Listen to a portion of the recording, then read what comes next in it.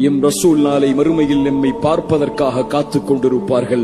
அந்த பாதையை நோக்கிதான் நடந்து கொண்டிருக்கிறோம் எம்மை அறியாமல். ஒரு நாள் இந்த உலக வாழ்க்கை எனக்கும் உங்களுக்கும் முடியும்.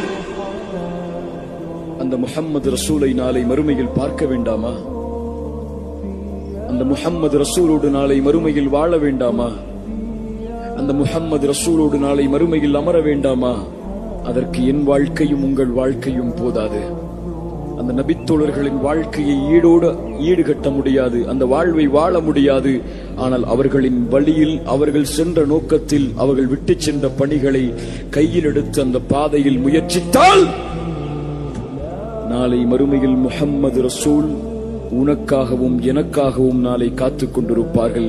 உன் பெயரை, என் பெயரை நாளை மறுமையில் அறிவிப்பார்கள் முஹம்மது ரசூலிடத்திலே.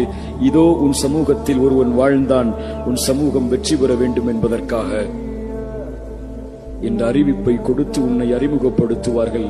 முஹம்மது ரசூலுல்லாஹ் ஸல்லல்லாஹு அலைஹி வஸல்லம் இன்ஷா அல்லாஹ் எம்மை கட்டி அணைப்பார்கள்.